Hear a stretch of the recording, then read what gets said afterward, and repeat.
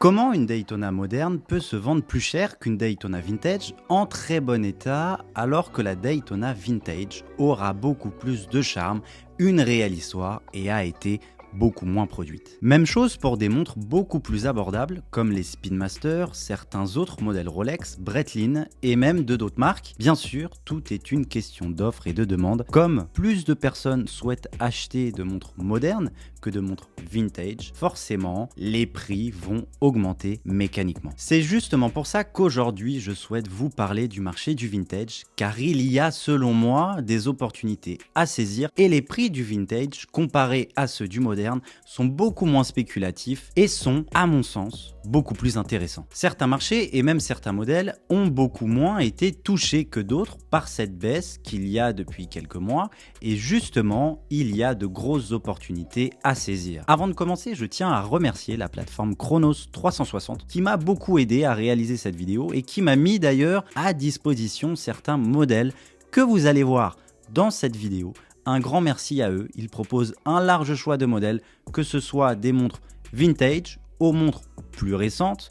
Et dernièrement, il se trouve qu'ils ont racheté la boutique MMC située à Paris, qui est quand même une boutique mythique, notamment spécialisée dans les montres de collection d'exception. D'ailleurs, n'hésitez pas à aller faire un tour sur leur site. Je vous mets le lien dans la description. Commençons sans plus attendre par revenir sur ce qu'il s'est passé ces dernières années et sur les différents marchés. On sait que le marché horloger a connu une expansion sans précédent ces dernières années, où les prix ont complètement explosé à la hausse de 2020 à 2022 sur le marché gris, le marché du vintage, du moderne ou même du neuf, où l'on a connu des records sans précédent. Le marché a notamment connu son plus haut fin 2021, début 2022 environ, où les prix se sont littéralement envolés et ont battu des records. Pour rappel, il existe à mon sens 4 différents marchés. Il y a tout d'abord le marché du neuf, en gros c'est là où l'on achète les montres en boutique. Il y a après le marché gris. Le marché gris, selon moi, ce sont des pièces qui sont toujours commercialisées en boutique mais qui se revendent juste après l'achat ou pas très longtemps après l'achat. La particularité de ce marché est que certains modèles, même s'ils ne sont pas beaucoup, se revendent plus cher que leur prix affiché en boutique. Je pense notamment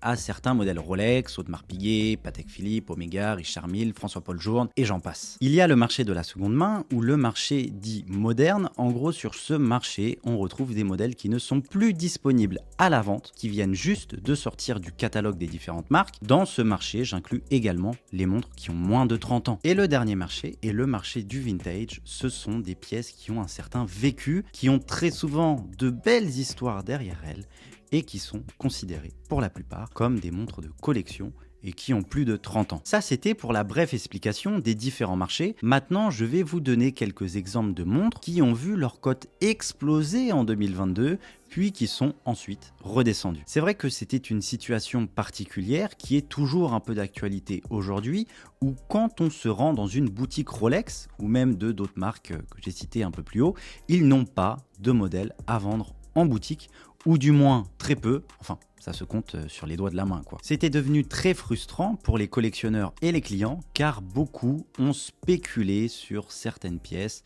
ce qui fait que la demande a littéralement explosé. Par exemple, début 2022, une Rolex Daytona 116-500 LN se trouvait en boutique aux alentours des 13 000 € et se revendait plus de 45-50 000 € sur le marché parallèle, alors que maintenant elle se négocie plutôt aux alentours des 32 000 €. Une Nautilus, la référence 5711, la version avec son cadran bleu, qui était toujours commercialisée en boutique, se trouvait aux alentours des 29 000 € et se revendait plus de 190 000 € sur le marché parallèle début 2022. Maintenant, on est plutôt aux alentours des 90 000 €, mais quand même, c'est pour vous dire à quel point le marché est monté très vite, très haut et a été corrigé. Et là, je vous ai pris l'exemple que de 2 modèles, mais j'aurais très bien pu vous citer les autres modèles de chez Rolex, la GMT, la Submariner, même certaines Oyster perpétuelles. J'aurais pu aussi vous citer certaines Royal Oak, Omega, même la collection Overseas de Vacheron Constantin, François-Paul Journe, Richard Mille, Urwerk, MBNF et j'en passe, même si là on est bien sûr sur un autre niveau de prix. Mais bref, tout ça pour dire qu'il y a eu un engouement sans précédent sur l'horlogerie, notamment sur les marques de luxe, avec quelques marques indépendantes qui ont tiré le marché vers le haut. Et en parallèle de ça, sur le marché de la seconde main et même sur le marché du vintage, les prix ont eux aussi explosé, où l'on a vu des records lors des ventes aux enchères. Et pas que, enfin, il n'y a pas que les ventes aux enchères aussi. Et d'ailleurs, je me suis amusé à regarder les statistiques de la chaîne. Fin 2021, début 2022, il est vrai que la chaîne a connu une forte accélération et j'ai vu qu'il y avait beaucoup plus d'engouement pour l'horlogerie qu'auparavant. Donc, comme quoi, même avec cette chaîne YouTube, ça s'est vu qu'il y a vraiment eu un réel intérêt pour l'horlogerie à ce moment-là, même si c'est toujours d'actualité. Comment expliquer cette envolée des prix? Premièrement, après le confinement, comme on ne pouvait pas sortir et dépenser son argent, comme dans les restaurants, les bars, les cinémas, etc. Parce que c'est vrai qu'ils étaient fermés et que les marchés financiers battaient un peu de l'aile, certains ne savaient pas trop où mettre leur argent. Donc certains se sont mis à acheter des montres dans le but d'investir et de sécuriser une partie de leur patrimoine. En parallèle de ça, le Bitcoin a connu son plus haut historique en novembre 2021 avec un pic à plus de 68 000 $ pour ensuite baisser légèrement. Cette baisse peut s'expliquer par une prise de bénéfice de certains investisseurs, forcément quand le marché était au plus haut. Rajoutez à ça les émeutes qu'il y a eu au Kazakhstan, il y a aussi eu le resserrement des politiques monétaires à l'échelle mondiale et les annonces de la Banque centrale de Russie sur une possible interdiction des cryptoactifs au sein du pays. Ce qui n'était pas très encourageant pour l'époque, je l'avoue. Donc c'est vrai qu'il y a quand même eu une baisse significative. Donc certains investisseurs ont commencé à retirer leurs gains et ceux qui avaient le plus de crypto-monnaies se sont posé des questions sur comment retirer ces gains sans se faire taxer par l'État. Parce que oui, par exemple, en France, les gains sont alors soumis au prélèvement forfaitaire unique qui sont imposés à un taux global de 30% seulement quand on retire les gains de son portefeuille. Et oui, seulement quand on les retire. Alors que quand ils restent sur le portefeuille, évidemment, on n'est pas taxé. Est-ce que vous voyez où est-ce que je veux en venir? En parallèle de ça, certains marchands de montres se sont mis à accepter des crypto-monnaies, ce qui a contribué à l'accélération de la demande en montres et ce qui a fait exploser le marché de la montre. Donc, certains modèles en particulier ont énormément augmenté, comme par exemple les deux modèles que je vous ai cités auparavant. Forcément, les prix ne peuvent pas monter jusqu'au ciel et à la suite de ça, le marché s'est retourné au même moment, enfin même entraîné par le marché des crypto-monnaies et actuellement, on arrive sur des prix beaucoup plus bas et beaucoup plus cohérents à mon sens. On parle beaucoup de spéculation sur le marché gris, comme quoi les cotes se sont enflammées, c'est vrai, oui, mais on parle très peu d'un marché qui a certes baissé, mais moins que les autres. Surtout qu'il y a, à mon sens, des produits d'exception avec une vraie histoire et les prix sont selon moi corrects sur certains modèles. Je veux parler du marché du vintage. Et là, j'imagine que certains vont se demander, en tant que collectionneur de montres, pourquoi est-il intéressant de s'intéresser aux montres vintage? Il est vrai que depuis que j'ai commencé les vidéos, je me suis jamais réellement intéressé aux montres vintage car pour le coup, je n'avais pas encore trouvé un réel intérêt de m'acheter une montre vintage. Je préférais largement parler des montres neuves que des montres vintage. Voilà, bon ça c'était... on va dire que ça c'était un choix personnel. Depuis, ma passion a beaucoup évolué et j'ai commencé à m'intéresser de plus en plus aux montres vintage car je trouve qu'elles ont une réelle histoire derrière elles et une réelle ADN. Voilà, parce que c'est vrai que ce sont souvent les montres vintage qui font les montres moderne. Et c'est notamment en me rendant dans la boutique MMC que j'ai pu découvrir beaucoup plus de détails sur ce marché. Ils m'ont vraiment donné de précieux conseils.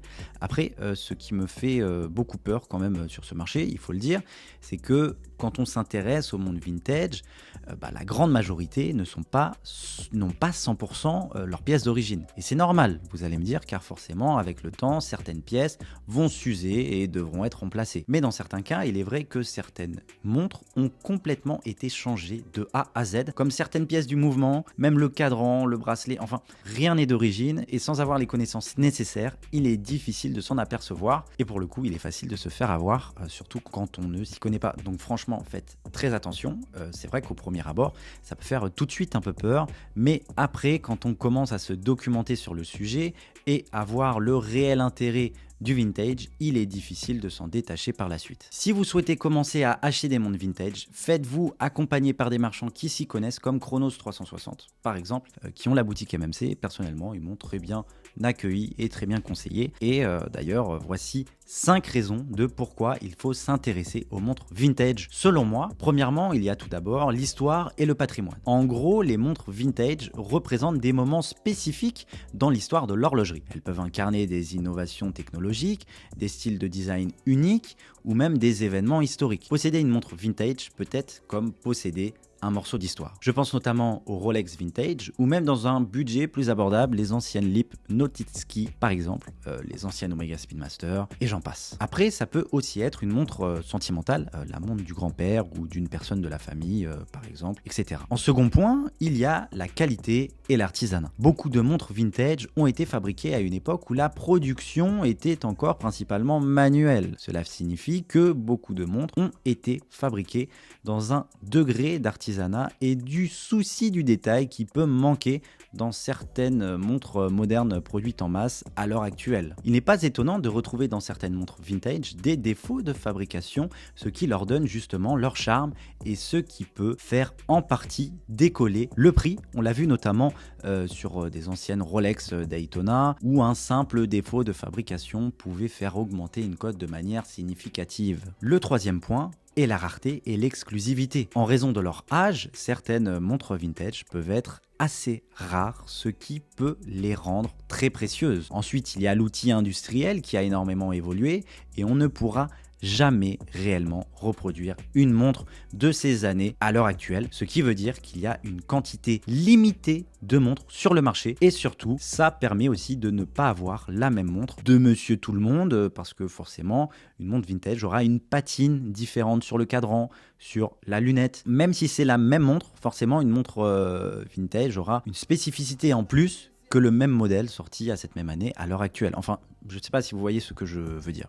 Mais voilà. Le quatrième point est l'investissement. Certaines montres vintage peuvent augmenter en valeur au fil du temps. Cela peut faire d'une montre vintage un bon investissement à condition de savoir quelles montres rechercher et comment les entretenir et surtout savoir l'acheter au bon prix. Surtout que certains modèles ne seront plus jamais produits par la marque, ce qui fait que les pièces sont encore plus rares. Et le dernier point, c'est la durabilité. Beaucoup de montres vintage ont résisté aux épreuves du temps, prouvant leur qualité et leur durabilité. Si elles ont été correctement entretenues, ces montres peuvent continuer à fonctionner pendant de nombreuses années. Ça, c'était pour les points positifs de pourquoi il est intéressant d'acheter une montre vintage selon moi. Maintenant, c'est vrai qu'il faut faire attention à plusieurs points et voici les inconvénients que j'ai pu relever. D'ailleurs, dites-moi si vous en voyez d'autres. Selon moi, il y a tout d'abord l'entretien. Les montres vintage peuvent nécessiter un entretien régulier et dans certains cas des réparations.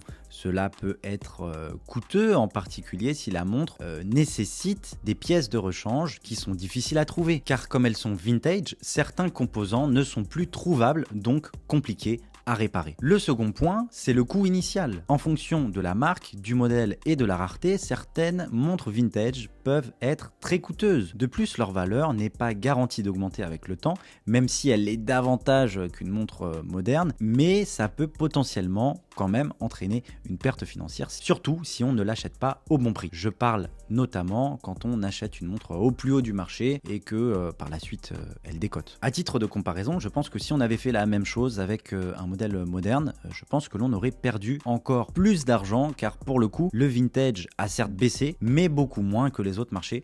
Donc forcément, même si on avait acheté une montre vintage au plus haut, je pense qu'on aurait perdu beaucoup moins d'argent forcément que si on avait acheté une pièce moderne au plus haut fin 2021, début 2022, comme quoi. Le troisième point est la fiabilité. Les montres vintage peuvent ne pas être aussi fiables ou précises que les montres modernes. Les techniques de fabrication et les matériaux utilisés dans le passé peuvent ne pas être à la hauteur des normes actuelles et même certaines peuvent être dangereuses pour la santé. Je pense notamment au tritium qui était utilisé sur les index de certaines montres par exemple. Le quatrième point est l'étanchéité. La plupart des montres vintage ne sont pas aussi résistantes halo que de nombreux modèles modernes. Cela peut limiter leur utilisation dans certaines situations comme la natation ou la plongée par exemple. Après c'est vrai que si on achète une montre d'un certain âge, je vous déconseille d'aller vous baigner quand même assez régulièrement parce qu'elle peut prendre l'eau quand même assez rapidement. Un autre point qui n'est pas des moindres, ce sont les faux et les contrefaçons. On sait que le marché des montres vintage peut être un terrain fertile pour les contrefaçons. Si vous n'êtes pas un expert, il peut être difficile de distinguer une vraie montre vintage d'une imitation, même si ce qu'il frappe réellement les montres vintage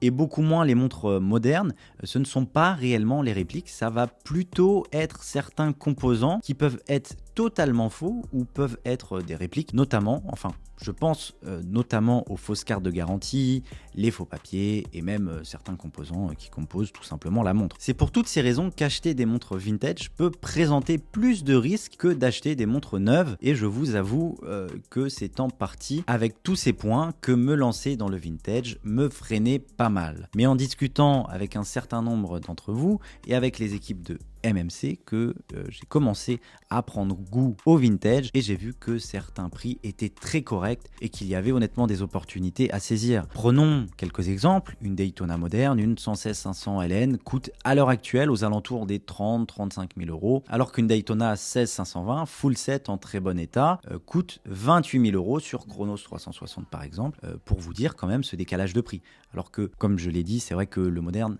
enfin que le marché des montres modernes est beaucoup plus spéculatif. Et même si je prends un autre exemple, une 116-520 full set en bon état est à 23 500 euros, pour vous dire. Ou même les Submariner, GMT et autres modèles Rolex sont beaucoup plus accessibles en vintage qu'en moderne, et le marché du moderne est beaucoup plus spéculatif, et je pense qu'un jour ou l'autre, le marché s'équilibrera, où justement, on l'a vu dans le passé, où les montres vintage ont beaucoup moins perdu en valeur que les montres modernes, et surtout qu'elles ont, à mon sens, plus de charme. Autre exemple, avec les Omega Speedmaster Vintage, ont, à mon sens, plus de charme que les modernes, et on peut facilement en trouver à des prix beaucoup plus accessibles, avec par exemple cette magnifique Speedmaster en 38 mm. C'est pareil pour Cartier, Audemars Piguet, même certains autres modèles Rolex que je n'ai pas cités, Omega, Breitling et j'en passe. Pour dire qu'il y a plus d'opportunités sur le marché du vintage que sur les autres marchés avec des prix beaucoup plus accessibles et abordables.